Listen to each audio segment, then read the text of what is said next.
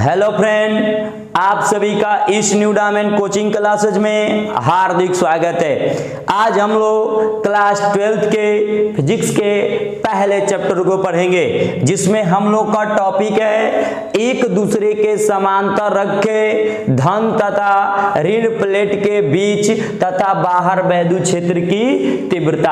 अब ये क्या होता है, एक गाउस का हम लोग अनुप्रयोग नंबर 3 पढ़ने जा रहे हैं, जिसमें क्या है, दो प्लेटें हैं, एक धन है और एक ऋण है, दोनों एक दूसरे के समांतर रखे हुए हैं। इसके बीच में और इसके बाहर वैद्युत क्षेत्र की तीव्रता का मान हमें क्या करना है, ज्ञात करना है। तो सबसे पहले यहाँ पे हम एक प्लेट लेते हैं। ऐसे एक प्लेट ले लिए, ये देखिए एक प्लेट, ये प्लेट ए है, ऐसे इस प्लेट का नाम देते हैं ए, और इस पर धन आवेश एक समान रूप से क्या है, वितरित है। इसका भी क्षेत्रफल है ऐसे। यहाँ पे भी क्या करते हैं, एक हम प्लेट ले लेते हैं, इस प्लेट का नाम हम क्या देते हैं, इस प्लेट का नाम देते हैं बी। इस पर क्या है, ऋण आवेश एक समान रूप से क्या है, वितरित है, ये ऋण आवेश है। अब हमें क्या करना है, इसके अंदर और बाहर वैद्युत क्षेत्र की तीव्रता का मान क्या करना है, ज्ञात करना है। तो चलिए हम पहले ज्ञात कर लेते हैं। सबसे पहले एक बात ज्ञात कर लेते हैं। हम जानते हैं किसी प्लेट के कारण किसी भी बिंदु पर वैद्युत क्षेत्र की तीव्रता क्या होती है, सिग्मा बटे में 2 एप्सिलॉन नॉट। पिछले वीडियो में हम लोग पढ़े थे सिग्मा बटे में 2 एप्सिलॉन नॉट। तो हम ज्ञात कर लेंगे प्लेट ए के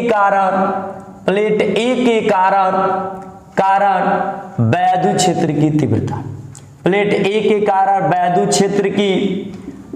क्षेत्र की तीव्रता। किसी भी बिंदु पर हम लोग लिखाने थे वैद्युत क्षेत्र की तीव्रता क्या निकल के आए, हम दर्शा देंगे E1 इक्वल सिग्मा बटे में 2 एप्सिलॉन नॉट। ये इक्वेशन नंबर क्या आ जाएगा, फर्स्ट। अब क्या लिख लेंगे, प्लेट बी के कारण वैद्युत क्षेत्र की तीव्रता, प्लेट बी के कारण वैद्युत क्षेत्र की तीव्रता कितना आ जाएगा, वैद्युत क्षेत्र की तीव्रता क्या जाएगा, E2 इक्वल टू सिग्मा बटे में 2 एप्सिलॉन नॉट। ये इक्वेशन नंबर हमारा क्या जाएगा, सेकेंड। अब लिखेंगे, अब देखिए ध्यान से, अब पहले हमें अंदर ले लेते हैं कोई पॉइंट, मान लेते हैं अंदर एक बिंदु क्या है, P1 है। यहाँ पे वैद्युत क्षेत्र का तीव्रता का मान क्या करना है, ज्ञात करना है। जहां पर वैद्युत क्षेत्र की तीव्रता का मान ज्ञात करना, वहां परीक्षण आवेश की कल्पना करते हैं। अब यहाँ पे क्या होगा, ये क्या करेगा, प्लेट धक्का देगा, तो ये क्या करेगा, धक्का देगा, तो E1 की दिशा क्या होगी, इस साइड में ये होगी E1। अब ये क्या करेगा, ये भी अपनी ओर खींचेगा, तो ये किसकी दिशा होगी, E2। ये किसकी दिशा होगी, E2। दोनों की दिशा डायरेक्शन सेम है, तो दोनों क्या कर देंगे, जोड़ देंगे। तो लिख लेंगे, पहला हम लोग याद कर लेंगे, प्लेटों के बीच बिंदु P1 पर वैद्युत क्षेत्र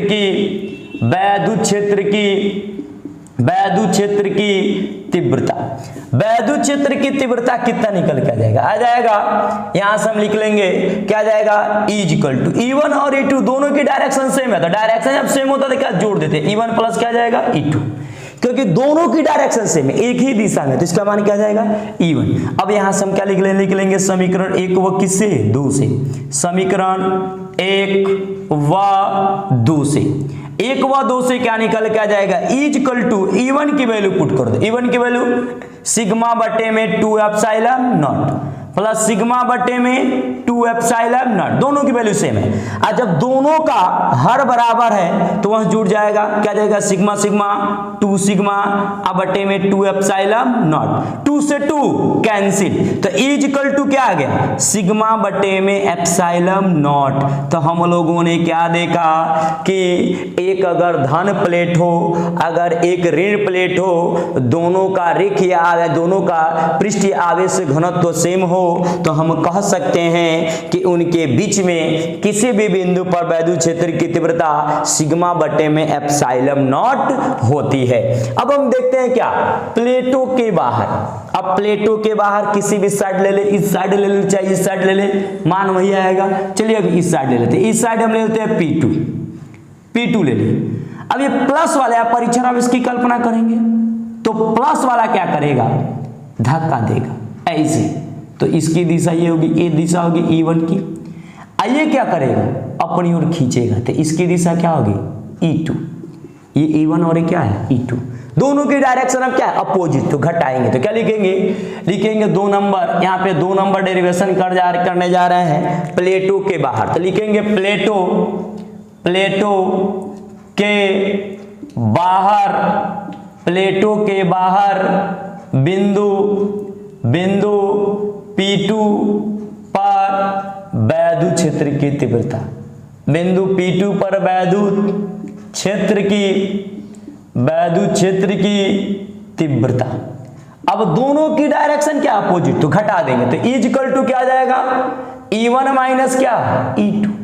समीकरण 1 व किससे 2 से लिखेंगे, समीकरण 1 व 2 से क्या आ जाएगा E इक्वल टू E1 में से E1 का मान क्या है, E1 का मान क्या है सिग्मा बटे में 2 एप्सिलॉन नॉट, E2 का मान क्या है 2 बटे में तो कट के क्या आ गया 0, अर्थात प्लेटो के बाहर वैद्युत क्षेत्र की तीव्रता का मान क्या होगा 0। यानी हमने क्या समझा कि अगर 2 प्लेट एक दूसरे के समांतर रखे हैं, एक पर क्या है प्लस चार्ज है, एक पर माइनस चार्ज है, तो प्लेटों के बीच में वैद्युत क्षेत्र की तीव्रता सिग्मा बटे में एप्सिलॉन नॉट होगी, जबकि प्लेटों के बाहर वैद्युत क्षेत्र की तीव्रता 0 होगी। आई होप आप लोगों को अच्छे से समझ में आया होगा।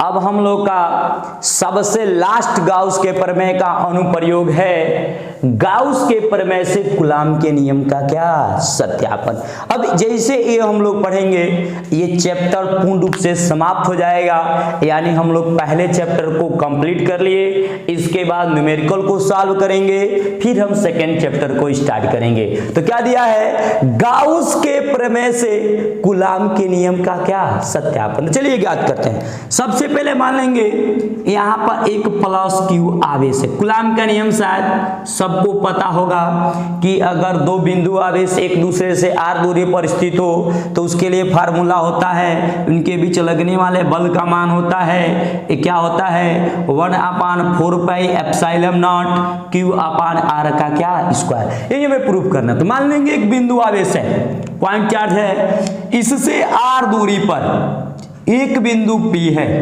यहां पर हमें वैद्युत क्षेत्र की तीव्रता का मान क्या करना है ज्ञात करना। जहां पर प्लस यानी जहां पे वैद्युत क्षेत्र की तीव्रता का मान ज्ञात करना होता है वहां पे हम परीक्षण आवेश की क्या करते हैं कल्पना करते हैं। तो चलिए इसको हम यहां पे समझ लिए।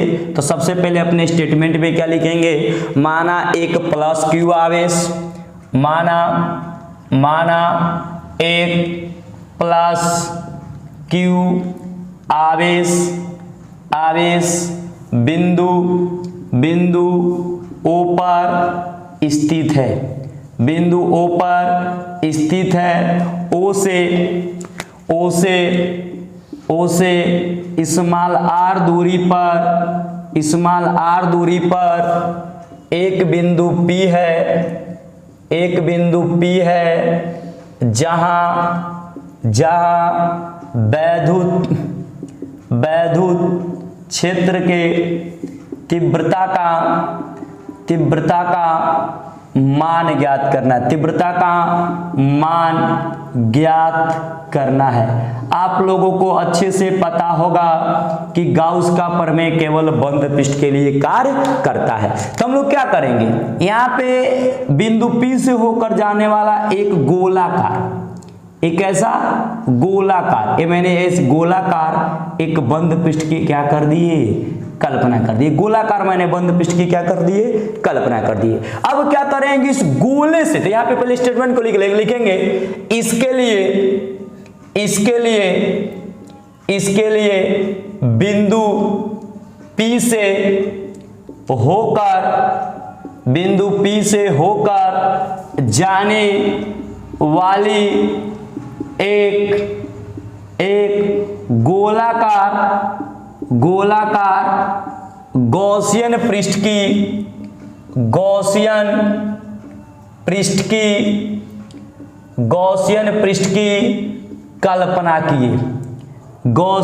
की कल्पना किए। तो ये मैंने समझा, गॉसियन पृष्ठ की क्या किए, कल्पना की। अब वही कार्य करेंगे, इस गोले से बदवैद्युत फ्लक्स का मान ज्ञात करेंगे, गाउस के प्रमेय से तुलना कर देंगे। तो यहाँ पे हम देखिए कहीं भी एक गोले पे मैंने एक अल्प पृष्ठ ले लेते हैं, एक अल्प पृष्ठ ले लिया, इसकी दिशा इस साइड में होगी, ये इसकी दिशा क्या है, डी एस, मान डी एस होगी। अब अगर इसके वैद्युत क्षेत्र की दिशा देखें तो गोले के पृष्ठ के लंबवत होती है ना, तो ऐसे ही होगी ये भी। तो ये बताइए ये भी किसकी दिशा होगी, ई की, दोनों की दिशा सेम है, तो थीटा की वैल्यू कितना आएगा, 0। थीटा की वैल्यू कितना आएगा, 0। तो लिखेंगे एस के अल्प पृष्ठ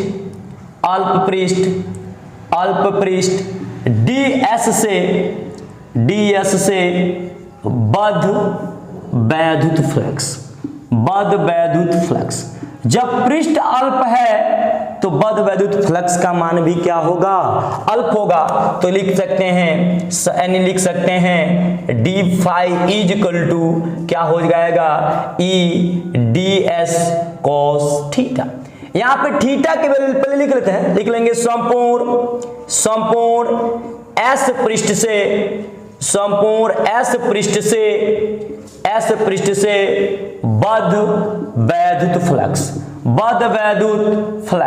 बद वैद्युत फ्लक्स का मान कितना जाएगा, समाकलन कर देंगे, d phi is equal to समाकलन ई डी एस कॉस क्या मिलेगा, थीटा। इसका पहले मैं यहाँ पे थीटा की वैल्यू कितना देख लिए, 0, और कॉस 0 अंश की वैल्यू कितना होगा, 1। तो यहाँ पे समाकलन क्या होता है, इसका समाकलन करेंगे तो क्या जाएगा, फाई और हो जाएगा ई, और इसका क्या आएगा, डी एस, और इसकी वैल्यू कितना जाएगा, 1।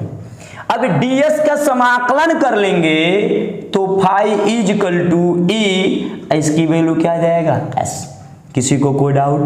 अब s क्या है, गोले के पृष्ठ का क्षेत्रफल ना, तो s इज इक्वल टू हो जाएगा 4 पाई r का क्या स्क्वायर, इसकी त्रिज्या क्या r ही है ना, तो r का स्क्वायर। तो यहाँ पे पुट कर देंगे, फाई इज इक्वल टू आ जाएगा e इंटू 4 पाई r का स्क्वायर, इक्वेशन नंबर क्या, फर्स्ट। अब हम लिख लेंगे गाउस के प्रमेय से पहले ही पढ़ चुके हैं, गाउस के प्रमेय से क्या आएगा, फाई इज इक्वल टू क्या जानते हैं, क्यू बटे में एप्सिलॉन नॉट। इक्वेशन नंबर क्या, सेकंड। दोनों बराबर तभी बराबर होगा। लिख लेंगे समीकरण 1 व किससे, 2 से, समीकरण 1 व 2 से। तो समीकरण 1 व 2 से क्या निकल के आ जाएगा, a into 4 pi r square equal to q बटे में एप्सिलॉन नॉट। ई को छोड़कर सबको ट्रांसफर कर देंगे तो इजकल टू क्या मिल जाएगा, 1/4 पाई एप्सिलॉन नॉट क्यू बटे में आर का क्या स्क्वायर, ये निकल के आ गया। तो ये बताइए इसको हमें क्या लिख लेंगे, इक्वेशन नंबर क्या लिख लेंगे, 3rd। हमें क्या ज्ञात करना है, बल ज्ञात करना है ना। तो बल ज्ञात करने के लिए क्या जानते हैं, वी नो दैट हम लोग क्या पढ़े हैं कि F इजक्वल टू क्या होता है, E इंटू होता है Q नॉट। E की वैल्यू यहां से रख दो, E की वैल्यू रख देंगे तो क्या मिल जाएगा, समीकरण 3 से। कहां से रख देंगे, समीकरण 3 से। समीकरण 3 से रखेंगे तो F इजक्वल टू क्या जाएगा, 1/4 पाई एप्सिलॉन नॉट, और यहां से क्या मिल जाएगा, Q इंटू क्यू नॉट बटे में R का क्या स्क्वायर। तो यही ना हम कूलॉम का नियम है जी, F is equal to 1/4 pi epsilon naught, ये इसको Q1 मान लेंगे, इसको क्या मान लेंगे, Q2 बटे में R का क्या स्क्वायर। तो इस तरह हम कह सकते हैं गाउस की सहायता से, गाउस के नियम के प्रमेय से हम लोग कूलॉम के नियम का भी सत्यापन कर सकते हैं। तो आई होप आप लोगों को बहुत अच्छे से समझ में आया होगा। इसी के साथ हम लोगों ने पहले चैप्टर को कंप्लीट किए। अगले वीडियो से हम लोग इसके न्यूमेरिकल को सॉल्व करेंगे। अगर आप लोगों को ये वीडियो अच्छी लगती हो तो लाइक, शेयर और सब्सक्राइब करना ना भूलें।